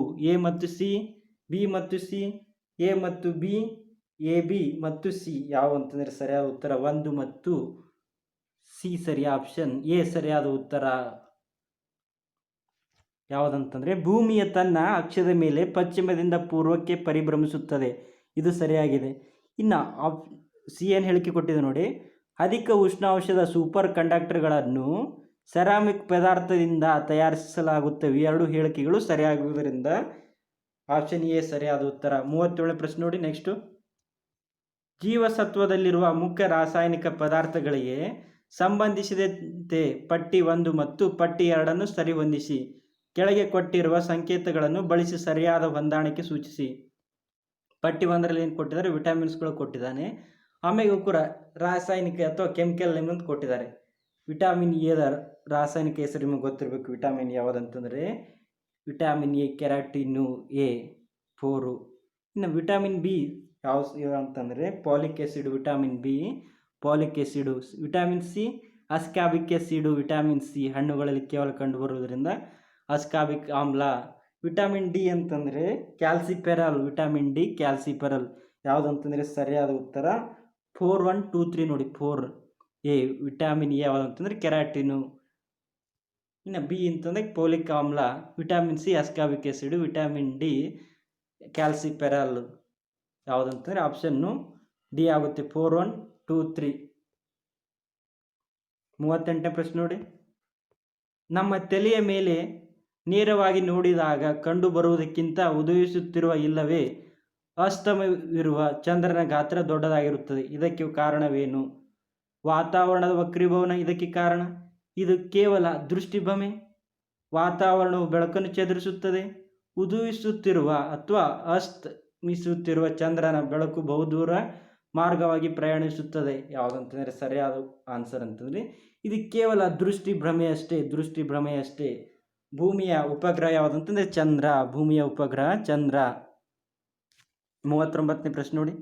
ಒಂದು ಗೊತ್ತಾದ ಆಹಾರ ಸರಪಳಿಗೆ ಸೇರಿದ ಈ ಕೆಳಗಿನ ಯಾವ ಜೀವಿಯ ದೇಹದಲ್ಲಿ ಅಪಾಯಕಾರಿ ರಾಸಾಯನಿಕವು ಹೆಚ್ಚಿನ ಪ್ರಮಾಣದಲ್ಲಿರುತ್ತದೆ? ಮಿಂಚುಳಿ ಅಥವಾ ಕಿಂಗ್ಫಿಶರ್, ಜೂಪ್ಲಾಂಕ್ಟನ್, ಮೀನು, ಫೈಟೋಪ್ಲಾಂಕ್ಟನ್. ಯಾವುದಂತಂದರೆ ಮಿಂಚುಳಿ. ಸರಿಯಾದ ಉತ್ತರ ಯಾವುದು? ಮಿಂಚುಳಿ ಅಥವಾ ಕಿಂಗ್ಫಿಶರು. ನೆಕ್ಸ್ಟ್ ನೋಡಿ. ಇದರಲ್ಲಿ ಸರಿಯಾದ ವಿವರಣೆ ಯಾವುದು? ಗುರುತಿಸಿ. ರಾಷ್ಟ್ರಪತಿಯವರು ಜಾರಿಗೆ ತಂದ ಸುಗ್ರೀವಾಜ್ಞೆಯನ್ನು ಆಪ್ಷನ್ಸ್ ನೋಡಿ. ಲೋಕಸಭೆಯ ಮುಂದಿಡಬೇಕು ಮತ್ತು ಸಂಸತ್ತು ಪುನಃ ಸಮಾವೇಶಗೊಂಡ 6 ವಾರಗಳ ಮುಗಿದ ಮೇಲೆ ಇದು ಕಾರ್ಯಚರಿಸತಕ್ಕದ್ದಲ್ಲ. ಸಂಸತ್ತಿನ 2 ಸದನಗಳ ಮುಂದಿಡಬೇಕು ಮತ್ತು ಸಂಸತ್ತಿನ ಪುನಃ ಸಮಾವೇಶಗೊಂಡ 6 ವಾರಗಳ ಮುಗಿದ ನಂತರ ಅದು ಪುನಃ ಕಾರ್ಯಚರಿಸತಕ್ಕದ್ದಲ್ಲ. Option C.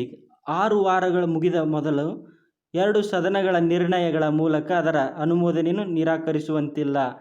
ರಾಷ್ಟ್ರಪತಿಯವರು ಅದನ್ನು ಹಿಂತೆಗೆದುಕೊಳ್ಳುವಂತಿಲ್ಲ. ಯಾವುದಂತಂದರೆ ಸರಿಯಾದ ಆನ್ಸರು ಸುಗ್ರೀವಾಜ್ಞೆ ಕುರಿತು ಆಪ್ಷನ್ ಬಿ.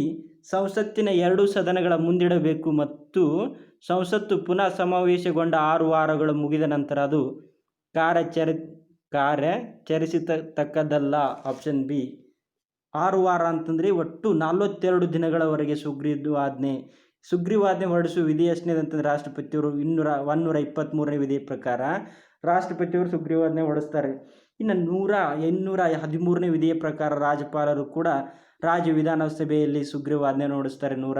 213ನೇ ವಿಧಿಯ ಪ್ರಕಾರ ರಾಜ್ಯಪಾಲರು, 123ನೇ ವಿಧಿಯ ಪ್ರಕಾರ ರಾಷ್ಟ್ರಪತಿಯವರು ಸುಗ್ರೀವಾಜ್ಞೆಯನ್ನು ಹೊರಡಿಸ್ತಾರೆ. ನೆಕ್ಸ್ಟ್ ನೋಡಿ. ಭಾರತೀಯ ಸಂವಿಧಾನದ 24ನೇ ಅನುಚ್ಛೇದವು ಕಾರ್ಖಾನೆ, ಗಣಿ ಅಥವಾ ಇನ್ಯಾವುದೇ ಅಪಾಯಕಾರಿ ಉದ್ಯೋಗದಲ್ಲಿ ಮಕ್ಕಳನ್ನು ತೊಡಗಿಸಿಕೊಳ್ಳುವುದನ್ನು ನಿಷೇಧಿಸಿದೆ. ಯಾವ ವಯಸ್ಸಿಗಿಂತ ಕೆಳಗಿನವರಿಗೆ ಈ ನಿಷೇಧ ಅನ್ವಯಿಸುತ್ತದೆ? 10 ವರ್ಷ, 5 ವರ್ಷ, 14 ವರ್ಷ, 12 ವರ್ಷ. ಯಾವುದಂತಂದರೆ 14 ವರ್ಷದೊಳಗಿನ ಮಕ್ಕಳಿಗೆ, 14 ವರ್ಷದೊಳಗಿನ ಮಕ್ಕಳಿಗೆ. ಜೀತ ಪದ್ಧತಿ ನಿರ್ಮೂಲನೆ ಬಂದಿದೆ ಅವಾಗ ನಿಮ್ಗೆ ಗೊತ್ತಿರಬೇಕು. ಜೀತ ಪದ್ಧತಿ 1980. ಜೀತ ಪದ್ಧತಿ ಮೊದಲು ಬರುತ್ತೆ. ಜೀತ ಪದ್ಧತಿ ನಂತರ 1986ರಲ್ಲಿ ಬಾಲ ಕಾರ್ಮಿಕ ನಿಷೇಧ ಕಾಯ್ದೆ. 1986ರಲ್ಲಿ ಬಾಲ ಕಾರ್ಮಿಕ ನಿಷೇಧ ಕಾಯ್ದೆ. 23ನೇ ವಿಧಿ ಏನು ಹೇಳುತ್ತೆ? ಜೀತ ಪದ್ಧತಿ ನಿರ್ಮೂಲನೆ ಬಗ್ಗೆ ತಿಳಿಸುವ ವಿಧಿ 23ನೇ ವಿಧಿ ಜೀತ ಪದ್ಧತಿ ಬಗ್ಗೆ. ಇದು 24ನೇದು ಬಾಲ ಕಾರ್ಮಿಕರ ಬಗ್ಗೆ. 24ನೇ ವಿಧಿ ತಿಳಿಸುತ್ತೆ. ನೆಕ್ಸ್ಟ್ ನೋಡಿ,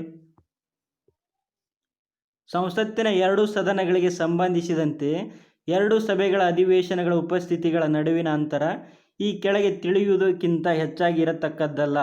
ಒಂದು ಅಧಿವೇಶನದ ಕೊನೆಯ ಉಪಸ್ಥಿತಿ ಮತ್ತು ಅದರ ಮುಂದಿನ ಅಧಿವೇಶನದ ಮೊದಲ ಉಪಸ್ಥಿತಿಗೆ ನಿಗದಿಸಿದ ದಿನಾಂಕದ ನಡುವೆ 6 ತಿಂಗಳಿಗಿಂತ ಹೆಚ್ಚಿನ ಅಂತರ.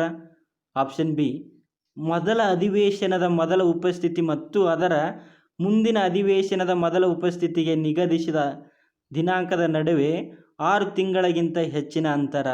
ಒಂದು ಅಧಿವೇಶನದ ಕೊನೆಯ ಉಪಸ್ಥಿತಿ ಮತ್ತು ಅದರ ಮುಂದಿನ ಅಧಿವೇಶನದ ಮೊದಲ ಉಪಸ್ಥಿತಿಗೆ ನಿಗದಿಪಡಿಸಿದ ದಿನಾಂಕದ ನಡುವೆ 4 ತಿಂಗಳಿಗಿಂತ ಹೆಚ್ಚಿನ ಅಂತರ. ಆಪ್ಷನ್ ಡಿ ನೋಡಿ, ಮೊದಲ ಅಧಿವೇಶನದಲ್ಲಿ ಅದರ ಮೊದಲ ಉಪಸ್ಥಿತಿ ಮತ್ತು ಅದರ ಮುಂದಿನ ಅಧಿವೇಶನದ ಮೊದಲ ಉಪಸ್ಥಿತಿ ನಿಗದಿಸಿದ ದಿನಾಂಕದ ನಡುವೆ 4 ತಿಂಗಳಿಗಿಂತ ಹೆಚ್ಚಿನ ಅಂತರ. ಯಾವುದು ಸರಿಯಾದ ಆನ್ಸರ್ ಅಂತಂದರೆ 42ನೇ ಪ್ರಶ್ನೆಗೆ ಆಪ್ಷನ್ ಎ, ಒಂದು ಅಧಿವೇಶನದ ಕೊನೆಯ ಉಪಸ್ಥಿತಿ ಮತ್ತು ಅದರ ಮುಂದಿನ ಅಧಿವೇಶನದ ಮೊದಲ ಉಪಸ್ಥಿತಿಗೆ ನಿಗದಿಪಡಿಸಿದ ದಿನಾಂಕದ ನಡುವೆ 6 ತಿಂಗಳಿಗಿಂತ ಹೆಚ್ಚಿನ ಅಂತರ ಅಂತ ಕೊಟ್ಟಿದ್ದಾರೆ. ಅಷ್ಟು ಒಂದು ವರ್ಷದಲ್ಲಿ 2 ಬಾರಿ ಕನಿಷ್ಠವಾದರೂ ಅಧಿವೇಶನಕ್ಕೆ ಭಾಗಿಯಾಗಬೇಕು. ಕನಿಷ್ಠ ಎಷ್ಟು ಬಾರಿ?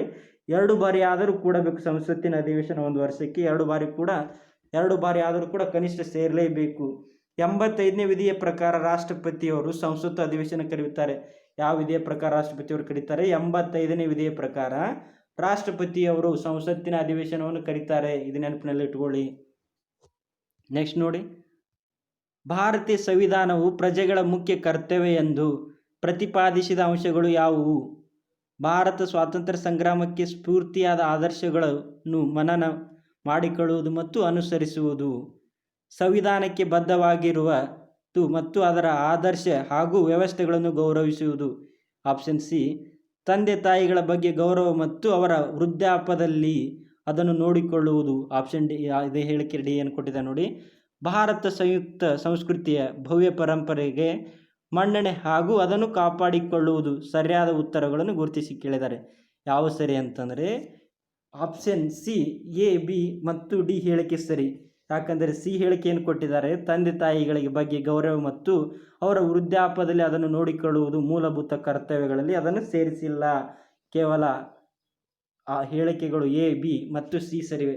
ಮೂಲಭೂತ ಕರ್ತವ್ಯಗಳು ಯಾವ ದೇಶದಿಂದ ಎರವಲ್ಪಡೆ ನಿಮ್ಗೆ ಗೊತ್ತಿರಬೇಕು. ರಷ್ಯಾ ದೇಶದಿಂದ 1976ರಲ್ಲಿ ಸಂವಿಧಾನಕ್ಕೆ 42ನೇ ತಿದ್ದುಪಡಿ ಮಾಡಿ 1976ರಲ್ಲಿ 42ನೇ ತಿದ್ದುಪಡಿ ಮಾಡಿ ಮೂಲಭೂತ ಕರ್ತವ್ಯಗಳನ್ನು ಸೇರಿಸಲಾಗಿತ್ತು. ಮೊದಲು ಎಷ್ಟಿತ್ತು? 1976ರಲ್ಲಿ 10 ಮೂಲಭೂತ ಹಕ್ಕುಗಳಿದ್ದವು. 2002ರಲ್ಲಿ 86ನೇ ತಿದ್ದುಪಡಿ ಮಾಡಿ 14 ವರ್ಷದೊಳಗಿನ ಮಕ್ಕಳಿಗೆ ಉಚಿತ ಶಿಕ್ಷಣ ಮತ್ತು ಕಡ್ಡಾಯ ಶಿಕ್ಷಣವನ್ನು ಮೂಲಭೂತ ಹಕ್ಕಿನಲ್ಲಿ ಸೇರಿಸ್ತಾರೆ 86ನೇ ತಿದ್ದುಪಡಿ ಮೂಲಕ. ಈಗ ಪ್ರಸ್ತುತ ಎಷ್ಟಿವೆ ಮೂಲಭೂತ ಕರ್ತವ್ಯಗಳು? 11 ಇವೆ ಮೂಲಭೂತ ಕರ್ತವ್ಯಗಳು. ಸಂಖ್ಯೆ ಎಷ್ಟಿವೆ? 11. ನೆಕ್ಸ್ಟ್ ನೋಡಿ, ಭಾರತದ ರಾಷ್ಟ್ರಪತಿಯವರು ವಿಶಿಷ್ಟ ಸಾಧನೆಗೆ 12 ವ್ಯಕ್ತಿಗಳನ್ನು ರಾಜ್ಯಸಭೆಗೆ ನಾಮಕರಣ ಮಾಡುತ್ತಾರೆ. ಈ ವ್ಯಕ್ತಿಗಳು ಕೆಳಕಂಡ ಯಾವ ವಿಷಯಗಳ ಬಗ್ಗೆ ವಿಶೇಷ ಜ್ಞಾನ ಮತ್ತು ಪ್ರಾಯೋಗಿಕ ಅನುಭವ ಹೊಂದಿರಬೇಕು ಎಂದು ಸಂವಿಧಾನ ತಿಳಿಸುತ್ತದೆ? ಸರಿಯಾದ ಆನ್ಸರ್ ಯಾವುದಂತಂದರೆ ರಾಜ್ಯಸಭೆಗೆ ಆಯ್ಕೆಯಾಗುವುದು ಅಂತಂದರೆ ಆಪ್ಷನ್ ಡಿ, ಸಾಹಿತ್ಯ, ವಿಜ್ಞಾನ, ಕಲೆ ಮತ್ತು ಸಾಮಾಜಿಕ ಸೇವೆಗಳಲ್ಲಿ ಸೇವೆ ಮಾಡಿದವರನ್ನು 12 ಜನರನ್ನು ರಾಷ್ಟ್ರಪತಿಯವರು ರಾಜ್ಯಸಭೆಗೆ ಆಯ್ಕೆ ಮಾಡುತ್ತಾರೆ. ಯಾವ ವಿಧಿಯ ಪ್ರಕಾರ ಅಂತಂದರೆ 80ನೇ ವಿಧಿಯ ಪ್ರಕಾರ ರಾಷ್ಟ್ರಪತಿಯವರು ರಾಜ್ಯಸಭೆಗೆ ಆಯ್ಕೆ ಮಾಡ್ತಾರೆ. ಅದೇ ಥರ ನಮ್ಮ ರಾಜ್ಯಪಾಲರು ಕೂಡ ಮಾಡ್ತಾರೆ. ವಿಧಾನ ಪರಿಷತ್ತಿಗೆ 171ನೇ ವಿಧಿಯ ಪ್ರಕಾರ ಇದು ರಾಷ್ಟ್ರಪತಿಯವರು 80ನೇ ವಿಧಿಯ ಪ್ರಕಾರ ಆದರೆ ರಾಜ್ಯಪಾಲರು 171ನೇ ವಿಧಿಯ ಪ್ರಕಾರ. ನಮ್ಮ ಕರ್ನಾಟಕದಲ್ಲಿ ಎಷ್ಟು ನಾಮಕರಣ ಆಗ್ತಾರೆ ಅಂತಂದರೆ ವಿಧಾನ ಪರಿಷತ್ತಿಗೆ 11 ಜನ. 75ರಲ್ಲಿ 11 ಜನ ರಾಜ್ಯಪಾಲರಿಂದ ನಾಮಕರಣಗೊಳ್ಳುತ್ತಾರೆ. ಒಟ್ಟು ವಿಧಾನ ಪರಿಷತ್ ಸದಸ್ಯರ ಸಂಖ್ಯೆ 75 ಇದೆ ನಮ್ಮ ಕರ್ನಾಟಕದಲ್ಲಿ. ಅದರಲ್ಲಿ 11 ಜನರನ್ನು ರಾಷ್ಟ್ರಪತಿಯವರು ನಾಮಕರಣ ಮಾಡ್ತಾರೆ. ನಾವು ನೆಕ್ಸ್ಟ್ ಪ್ರಶ್ನೆ ನೋಡಿ, ಸಂಸತ್ತಿನ ಯಾವುದೇ ಸದನದ ನಡವಳಿಕೆಯಲ್ಲಿ ಅಥವಾ ಅದರ ಯಾವುದೇ ಸಮಿತಿಗಳಲ್ಲಿ ಪಾಲ್ಗೊಳ್ಳುವ ಅಧಿಕಾರ ಮುಂದಿನವರಲ್ಲಿ ಯಾರಿಗಿರುತ್ತದೆ? ಯಾರಿಗೆ ಅಂತಂದರೆ ಭಾರತದ ಅಟಾರ್ನಿ ಜನರಲ್ ಅವರಿಗೆ, ಭಾರತದ ಅಟಾರ್ನಿ ಜನರಲ್ ಅವರಿಗೆ ಇರುತ್ತೆ. ಆದರೆ ಮತ ಚಲಾಯಿಸುವ ಹಕ್ಕನ್ನು ಹೊಂದಿರಲು ಅಟಾರ್ನಿ ಜನರಲ್ ಅವರಿಗೆ ಮತ ಚಲಾಯಿಸುವ ಹಕ್ಕನ್ನು ನೀಡಿಲ್ಲ. ಅಟಾರ್ನಿ ಜನರಲ್ ಹುದ್ದೆ ಬಗ್ಗೆ ಹೇಳುವುದು ಎಷ್ಟನೇ ವಿಧಿ ಅಂತಂದರೆ ಸಂವಿಧಾನದ ಆರ್ಟಿಕಲ್ 76ನೇ ವಿಧಿ. ಪ್ರಸ್ತುತ ಯಾರಿದ್ದಾರೆ? ಕೆ ವೇಣುಗೋಪಾಲ್ ಅವರು. ಇವರ ಅಧಿಕಾರಾವಧಿ ಸಂವಿಧಾನದಲ್ಲಿ ಪ್ರಸ್ತಾಪಿಸಿಲ್ಲ. ಅಟಾರ್ನಿ ಜನರಲ್ ಅವರ ಹುದ್ದೆ ಸಂವಿಧಾನದಲ್ಲಿ ಪ್ರಸ್ತಾಪಿಸಿಲ್ಲ, ಇದು ನೆನಪಿನಲ್ಲಿ ಇಟ್ಕೊಳ್ಳಿ. ಇವರ ಅಟಾರ್ನಿ ಜನರಲ್ ದೇಶದ ಅತ್ಯುನ್ನತ ಕಾನೂನು ಅಧಿಕಾರಿ ಯಾರಂತಂದರೆ ಅಟಾರ್ನಿ ಜನರಲ್ ಅವರು, ನಿಮ್ಗೆ ಗೊತ್ತಿರಬೇಕು. ನೆಕ್ಸ್ಟ್ ನೋಡಿ, ಈ ಕೆಳಕಂಡ ಯಾವ ಸಾಂಸ್ಥಿಕ ವ್ಯವಸ್ಥಾಪನೆಯ ನಂತರ ವಿಶ್ವ ವ್ಯಾಪಾರ ಸಂಸ್ಥೆ ಅಥವಾ ವರ್ಲ್ಡ್ ಟ್ರೇಡ್ ಆರ್ಗನೈಸೇಷನ್ ರೂಪುಗೊಂಡಿದೆ? ಗ್ಯಾಟ್ ಸರಿಯಾದ ಉತ್ತರ ಯಾವುದಂತಂದರೆ ಗ್ಯಾಟ್ ಮೂಲಕ. ಗ್ಯಾಟು WTO ಸ್ಟಾರ್ಟ್ ಆಗೋದು ನಿಮ್ಗೆ ಗೊತ್ತಿರಬೇಕು. ವರ್ಲ್ಡ್ ಟ್ರೇಡ್ ಆರ್ಗನೈಸೇಷನ್ 1995 ಜನವರಿ 1ರಂದು ವರ್ಲ್ಡ್ ಟ್ರೇಡ್ ಆರ್ಗನೈಸೇಷನ್ ಸ್ಟಾರ್ಟ್ ಆಗುತ್ತೆ. ಇದರ ಕೇಂದ್ರ ಕಚೇರಿ ಸ್ವಿಟ್ಜರ್ಲ್ಯಾಂಡಿನ ಜಿನೆವಾದಲ್ಲಿದೆ. ಸ್ವಿಟ್ಜರ್ಲ್ಯಾಂಡಿನ ಜಿನೆವಾ. ನೆಕ್ಸ್ಟ್ ನೋಡಿ, ಯಾವ ರಾಜ್ಯಗಳ ನಡುವೆ ಮಾದಾಯಿ ನದಿಯ ನೀರಿನ ವಿವಾದ ನಡೆಯುತ್ತದೆ? ಕರ್ನಾಟಕ ಮತ್ತು ಗೋವಾ, ಮಹಾರಾಷ್ಟ್ರ ಮತ್ತು ಗೋವಾ, ಕರ್ನಾಟಕ, ಮಹಾರಾಷ್ಟ್ರ ಮತ್ತು ಗೋವಾ, ಕರ್ನಾಟಕ ಮತ್ತು ಕೇರಳ. ಯಾವಂತಂದರೆ ಮಾದಾಯಿ ನದಿ ಕರ್ನಾಟಕ ಮತ್ತು ಗೋವಾ ನದಿ, ಗೋವಾ ರಾಜ್ಯಗಳ ನಡುವೆ ಮಾದಾಯಿ ಜಲ ವಿವಾದ ಇದೆ. ಕರ್ನಾಟಕ ಮತ್ತು ಗೋವಾ ರಾಜ್ಯಗಳ ನಡುವೆ ಮಾದಾಯಿ ಅಥವಾ ಮಾಂಡೋವಿ ಜಲ ವಿವಾದ. ಈ ಮಾಂಡೋವಿ ನದಿ ಗೋವಾದ ಜೀವನದಿ ಅಂತ ಕರೀತಾರೆ ಅವರು. ಈ ಮಾಂಡೋವಿ ನದಿ ಅಥವಾ ಮಹಾನದಿ ಉಗಮ ಆಗುವುದು ಬೆಳಗಾವಿಯ ಭೀಮಗಢದಲ್ಲಿ ಉಗಮ ಆಗುತ್ತೆ ಇದು. ಇನ್ನು ಕೃಷ್ಣಾ ನದಿ ಜಲ ವಿವಾದ ಯಾವ ರಾಜ್ಯಗಳ ನಡುವೆ ನಿಮ್ಗೆ ಗೊತ್ತಿರಬೇಕು? ಕೃಷ್ಣಾ ನದಿಯ ಜಲ ವಿವಾದ ಕರ್ನಾಟಕ, ಆಂಧ್ರ ಪ್ರದೇಶ ಮತ್ತು ಮಹಾರಾಷ್ಟ್ರ ನಡುವೆ ಕೃಷ್ಣಾ ನದಿ ಜಲ ವಿವಾದ ಇದೆ. ಈ ಕಾವೇರಿ ಜಲ ವಿವಾದ ಕರ್ನಾಟಕ ಮತ್ತು ತಮಿಳುನಾಡು ನಡುವೆ. ಕಾವೇರಿ ಜಲ ವಿವಾದ ಕರ್ನಾಟಕ ಮತ್ತು ತಮಿಳುನಾಡು.